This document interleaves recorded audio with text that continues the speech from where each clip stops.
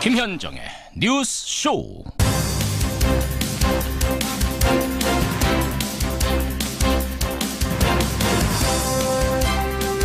춥습니다. 서울의 지금 기온이 영하 6도, 체감온도는 영하 10도까지 떨어졌었죠. 철원의 체감온도는 영하 23도까지 떨어진 올 들어 가장 추운 아침에 인사드립니다. 내복 입고요. 목도리에 모자에 장갑까지 하고 나가셔도 매서운 한파가 파고드는 그런 아침이네요. 그런데요, 이 추위 속에 조윤선 전 장관은 새벽 2시까지 조사를 받고 검찰청을 떠났습니다. 우병우 전 수석도 어젯밤 8시께까지 조사를 받았죠. 하지만 이들이 만든 각종 리스트 때문에 뼛속까지 시렸을 사람들 생각하면 아마 추워도 추운 내색 못할 겁니다. 월요일 아침 김현정의 뉴스쇼 출발합니다.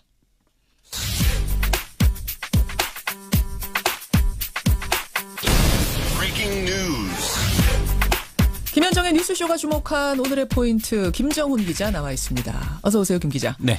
오늘 첫 번째 포인트 뭐부터 볼까요? 네, 두 번째 대북 독자 제재입니다. 우리 정부가 북한에 대한 독자 제재 대상을 확대한 거죠? 네, 북한의 화성 15형 미사일 발사에 따른 조치죠.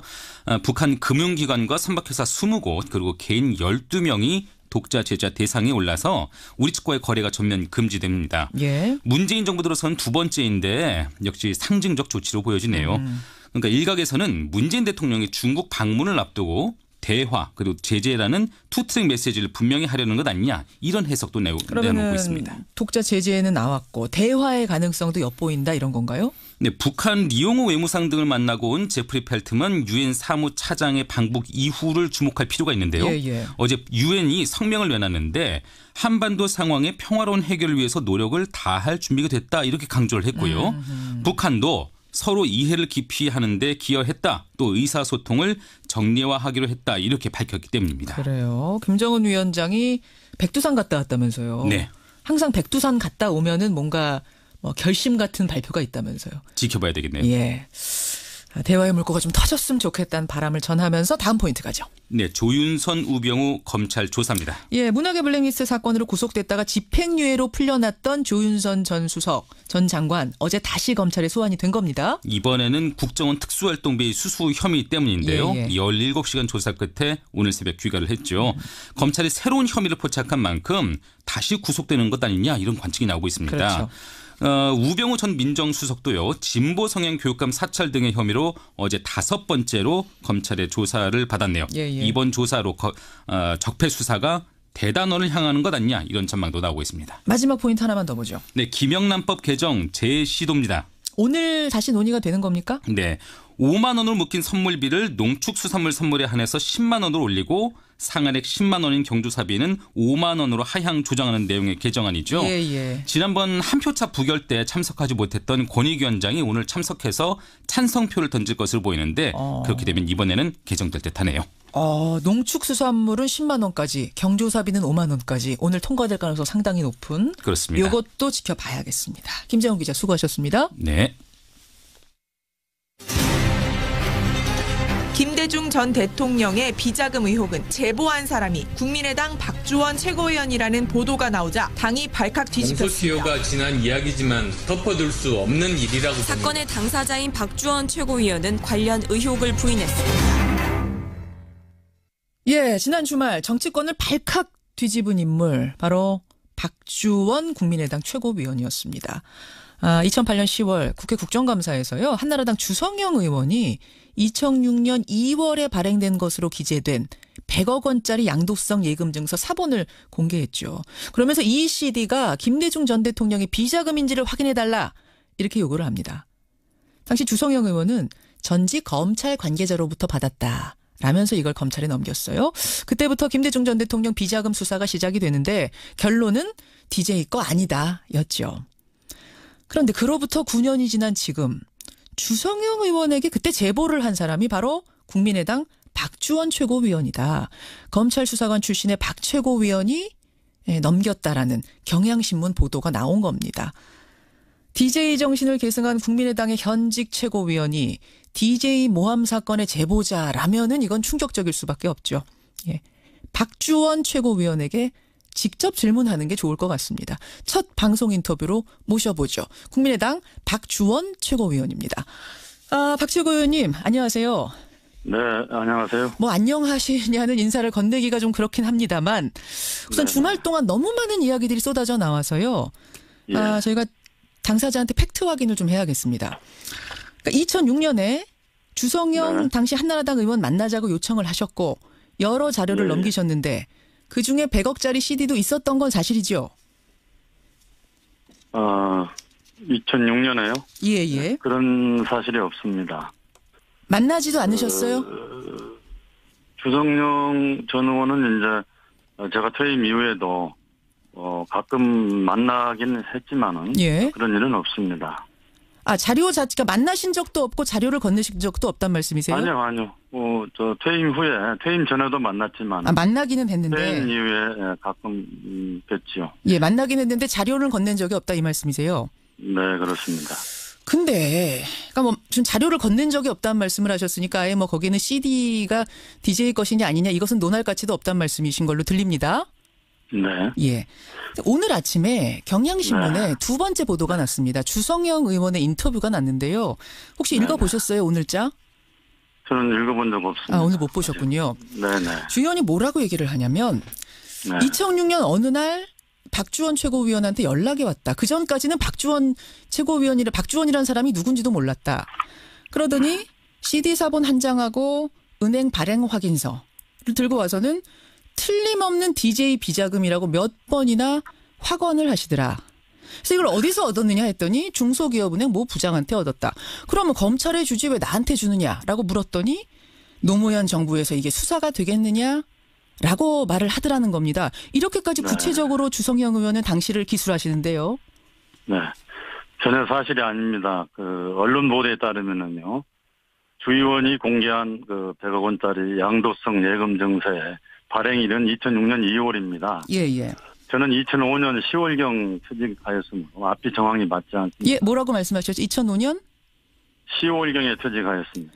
예, 그러니까 퇴직 후에 퇴직한 일시가 퇴직 중에 그래서 받으셨다는 게 아니라 퇴직 후에 중소기업은행 모 부장으로부터 이것을 건네받았다, 제보받았다 이렇게 말씀을 하셨다고 해요. 주 의원 기억에 의하면. 그런 적 없습니다. 당시에 이제 정계를 뒤흔들 만한 내용이 담긴 정보를 2006년 2월에 받았다면 2년 동안 간직하다가 2008년에 이제 그 의혹을 제기한 것인데요. 예, 주 의원이. 저는 그런 내용들이 이해가 되지 않습니다. 어허. 그 사이에 무슨 일이 있었는지 알 수도 없고 제가 알기로는 그분에게도 수많은 정보가 쌓여있던 것으로 기억됩니다. 예. 주 의원은 2년이나 보관하고 있었던 것은 이 CD가 맞는지 진위 파악을 위해서 신중하게 2년 동안 검토를 했고 2008년에 국감에다가 이것을 국감에서 폭로하기 전에 박주원 최고위원한테 연락도 했다. 이걸 폭로하겠다고. 그랬더니 그때는 박주원 최고위원이 공개하지 말라고 말리더라.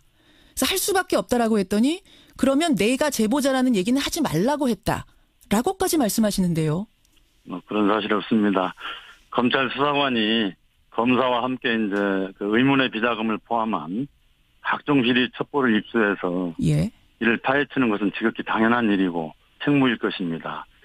제가 대검에 근무할 때 예. 각종 정보를 수집하고 분석하는 과정에서 평소 알고 있는 이제 검사나 수사관들과 함께 그런저런 자료를 함께 공유하기는 했습니다만은 그러나 퇴임 이후에 지금 문제가 되고 있는 DJ 비자금 관련 자료를 주고 이런 여러 문건을 박스채 전달했다는 내용은 사실이 아닙니다.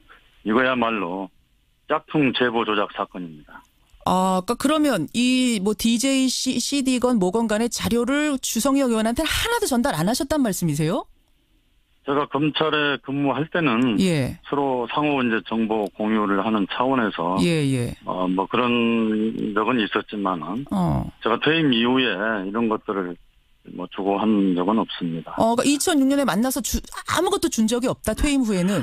저는 이제 주성영 의원을 과거 이제 검찰에서의 인연이나 친분 관계로 가끔 연락도 하고 이제 만났지만은 그런 자료를 주 의원에게 준 적도 없고 주 의원이 공개한 100억 원짜리 CD 발행일을 보면 2006년 2월입니다. 퇴직 전에 가지고 있지도 않을 CD 사본을 어떻게 2005년 10월에 제가 그걸 가지고 나올 수 있었다는 것입니다. 아, 가지고 나오셨는지, 예. 대하소설 같은 그런 어설픈 음모론이라고 저는 생각합니다. 사정당국의 기억시가 예. 도대체 어느 사정당국에 소속된 기억시인지는 모르겠지만은 제보한 내용에 비추어서 검찰 조직이 아니기를 바랍니다. 검찰 퇴직 후 머무르면서 박스를 전달받았다는 강남 사무실 또한 존재하지도 않는 공간입니다. 평소처럼 주 전 의원을 만났다면은 예. 커피숍이나 어느 식당에서 만났을 것이고 커다란 박스가 어디에 있었겠습니까? 저는 안산시장 재임 시절이라서 예. 안산에 있었고 강남에는 제 사무실 자체가 없었습니다.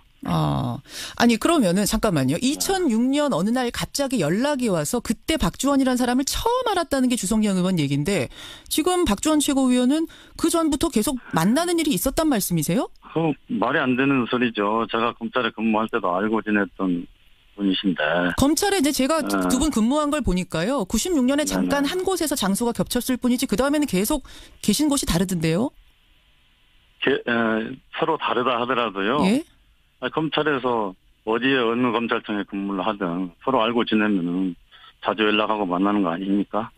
그러면 주 의원이 지금 거짓말을 하고 계시는 거라면 무슨 이득이 있길래 지금 주 의원이 거짓말을 한다고 생각하십니까?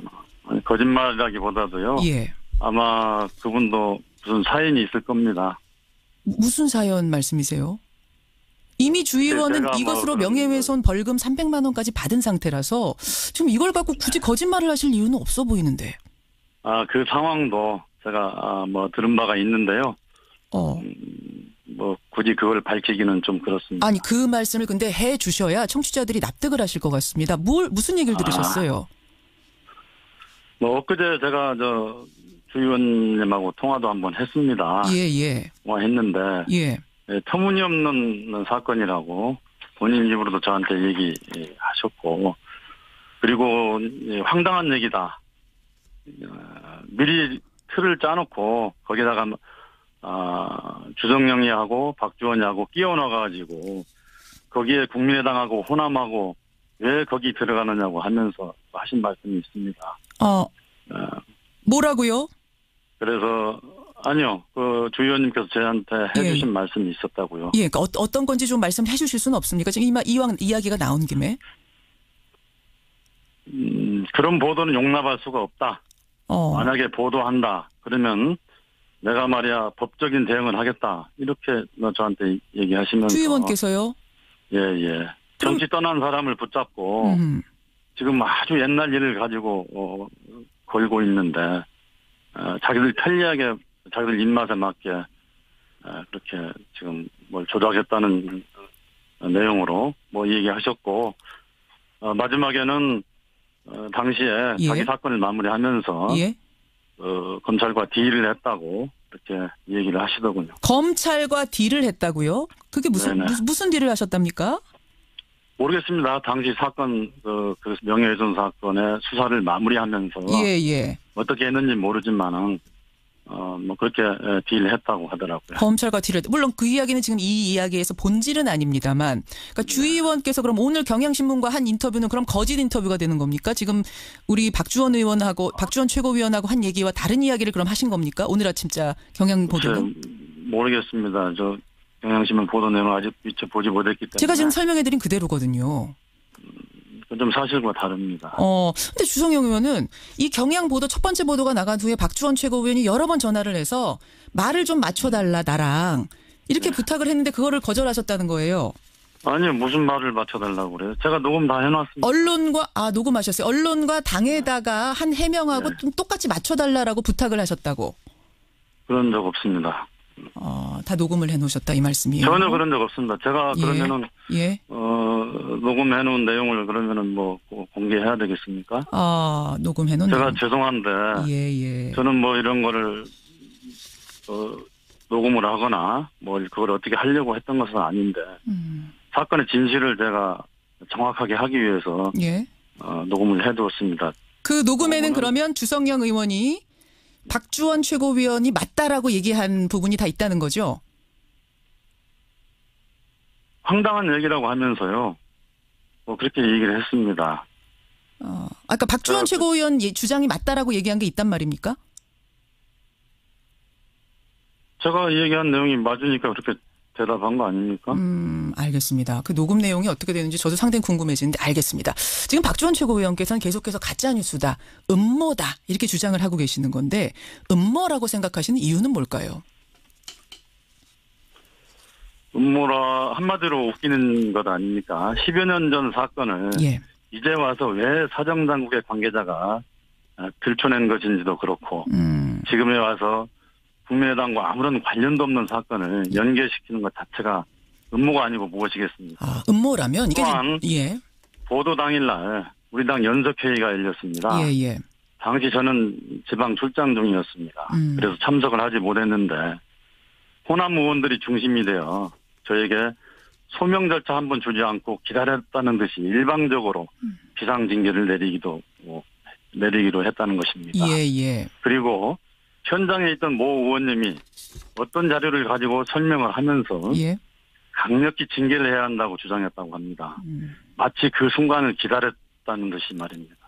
여기서 더욱 중요한 것은 어떤 자료를 보면서 징계를 주장했다는 것인데 그 자료를 사전에 사정당국으로부터 제공받았다면 그것이야말로 적폐 중 적폐라 할 것입니다. 제가 바른당과의 연대통합을 해야 된다는 취지로 여러 차례 발언을 하였고 이유식 발언 이후에는 예. 저에게 호남의 배신자라면서 수많은 음해성 문자 폭탄들이 SNS 등에 숨 쉴 수 없을 정도로 올라왔습니다. 예. 심지어 한나라당의 잔재 세력이라는 내년 안산시장에 출마하면 호남인들을 동원해서 떨어뜨릴 것이라는 이루 말할 수 없는 협박과 음해에 시달리는 상황인데 알겠습니다. 음모라고 하지 않겠습니다. 그것들이 다 착착 맞아떨어졌다. 지금 이 이야기가 이 이야기가 나오자마자 징계해야 된다라고 했다는 그분이 누구세요? 제가 그분을 밝히기는 곤란합니다만은 그날 저는 그 연석회의에 참석하지 않았으니까 예.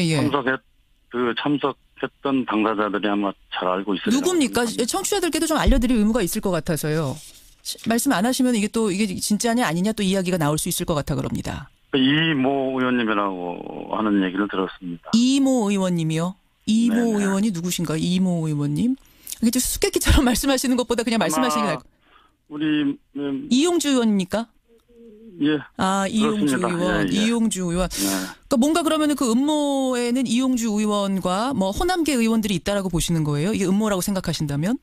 저는 얼마 전에 또 그분이 이 성완종 사건과 관련해서 예. 그 홍준표 그 대표의 무슨 자료도 가지고 있다고 폭로하지 않았습니까? 예, 그랬습니다. 그 자료가 뭡니까? 그 자료도 그러면 사정당국에서 받은 거 아니겠어요? 그러면은 그런저런 사건과 연계해서도 한번 생각해 볼 필요가 있다고 생각이 들고요. 그런 자료를 사정당국에서 받았다면은 예. 사정당국에서 정보를 유출한 거 아니겠습니까? 그 정보 유출 책임은 누가 져야 되겠습니까? 알겠습니다. 경향신문의 보도를 고소하실 건가요? 저는 이제 제가 경향신문에 묻고 싶은데요.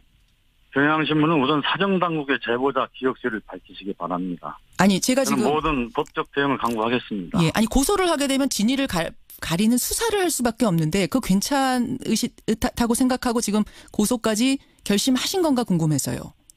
그 결심하고 있습니다. 알겠습니다. 예, 시간 관계상 여기까지 확인하겠습니다. 박주원 최고위원님 고맙습니다. 네, 감사합니다. 예, 국민의당 박주원 최고위원이었습니다.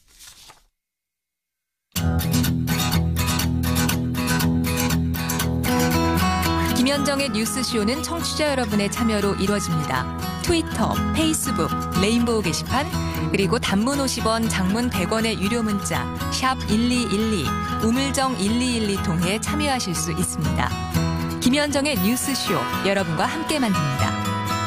김성환의 행간 시사평론가 김성환 씨 나오셨습니다. 어서 오십시오. 네, 안녕하세요. 예, 정신이 없습니다. 참 주말 사이에 정치권이 뜨거웠는데 뜨거운 사이에 동계올림픽, 평창 동계올림픽을 두고도 주말 사이 여러 가지 이야기들이 오고 가고 오락가락했어요. 네, 맞습니다. 미국의 태도 때문인데요. 예. 이 니키 헤일리 유엔 주재 미국 대사에 이어서 백악관 국무부까지 평창 동계올림픽 불참 가능성을 언급을 해서 예. 우리 입장에서 이거 이러다가 미국 선수단이 안 오는 거 아니냐 불안불안했는데요. 오늘 새벽에 상황이 반전됐습니다. 헤일리 대사가 다시 언론 인터뷰에서 선수단을 파견하겠다고 말을 했습니다. 그래요. 평창 동계올림픽 참가 오락가락한 미국. 이 뉴스의 행간을 좀 살펴볼까 일단 합니다. 헤일리 유엔 대사가 참가하겠다고 분명히 말한 거는 맞죠. 분명히 말했습니다. 분명히 오는 겁니까? 그럼 미국 선수들? 야. 아니, 그러니까 와야 오는 것이긴 하겠지만 미국이 평창 올림픽에 전체 선수단을 파견할 거냐 언론 인터뷰에서 이런 질문을 받았거든요. 예. 여기에 대해서 그렇다. 우리는 그렇게 할 것이다. 분명히 말을 했습니다. 그래요? 우리는 항상 선수들을 안전하게 하는 것에 대해서 말해왔다. 이런 언급도 했습니다. 예. 그러니까 불과 닷새 전에 미국 선수단 참가 여부를 묻는 질문에 아직 해결되지 않은 문제가 있다. 이렇게 얘기를 해서 그랬었죠. 불참하는 거 아니냐 했는데 며칠 만에 입장이 180도 달라진 겁니다. 아니 지금 러시아도 못 오는 방구가 아니에요. 나 개인 자격으로 와야 되는 오죠. 이런 상황이라서 미국까지 못 온다고 하면은 이건 진짜 큰일 날 일인데 네, 분위기에. 어쨌든 오겠다고 오늘 새벽에 돼서야 확인을 했습니다. 네.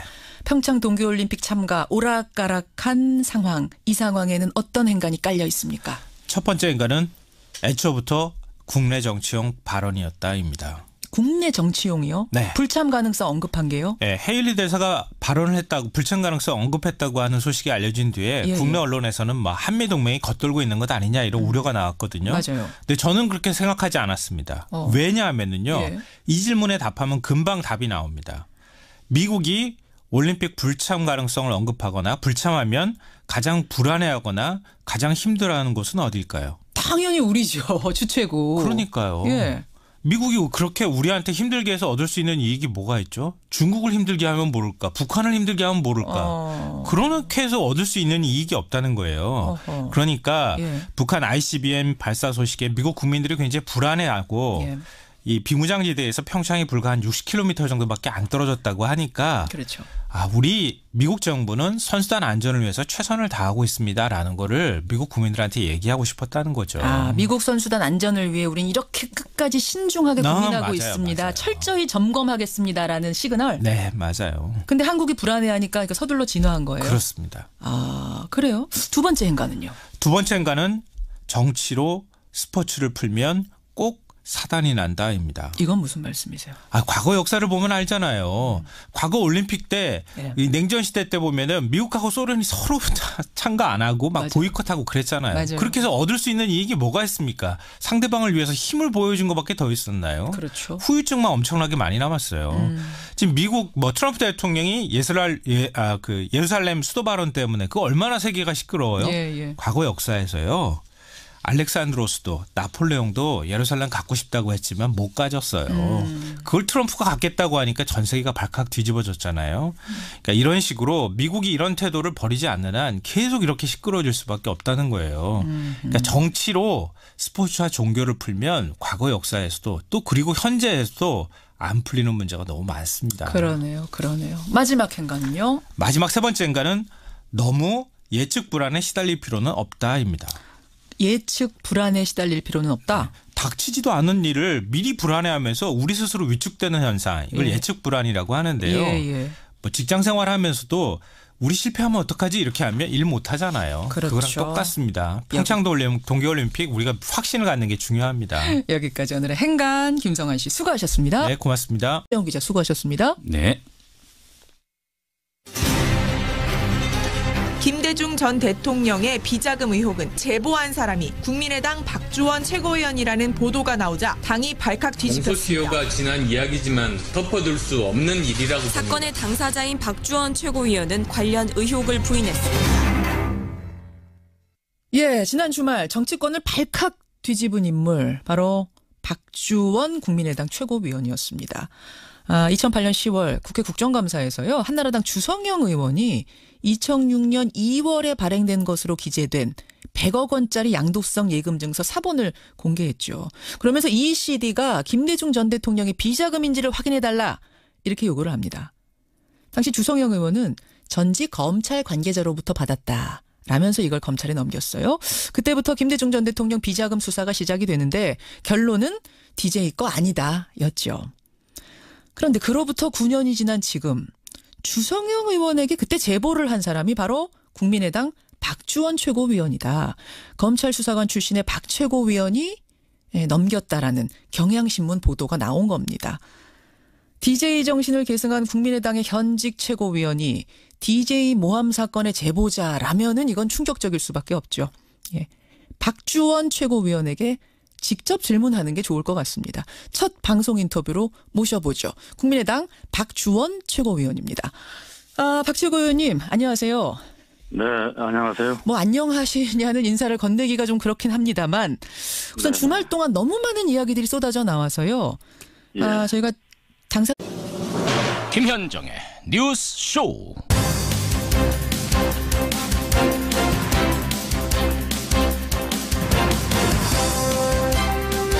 춥습니다. 서울의 지금 기온이 영하 6도, 체감온도는 영하 10도까지 떨어졌었죠. 철원의 체감온도는 영하 23도까지 떨어진 올 들어 가장 추운 아침에 인사드립니다. 내복 입고요. 목도리에 모자에 장갑까지 하고 나가셔도 매서운 한파가 파고드는 그런 아침이네요. 그런데요. 이 추위 속에 조윤선 전 장관은 새벽 2시까지 조사를 받고 검찰청을 떠났습니다. 우병우 전 수석도 어젯밤 8시께까지 조사를 받았죠. 하지만 이들이 만든 각종 리스트 때문에 뼛속까지 시렸을 사람들 생각하면 아마 추워도 추운 내색 못할 겁니다. 월요일 아침 김현정의 뉴스쇼 출발합니다.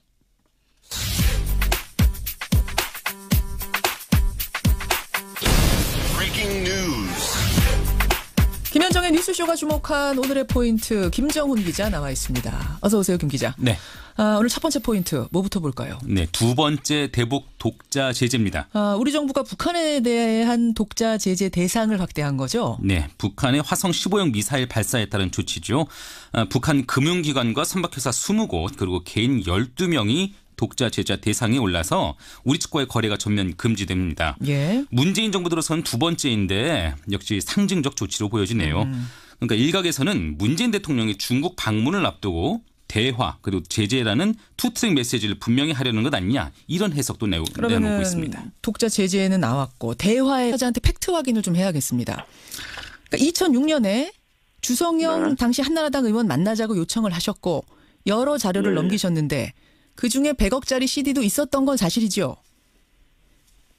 2006년에요? 예. 그런 사실이 없습니다. 만나지도 않으셨어요? 주성영 전 의원은 이제 제가 퇴임 이후에도 가끔 만나긴 했지만은 그런 일은 없습니다. 자료 자체가 만나신 적도 없고 자료를 건네신 적도 없단 말씀이세요? 아니요.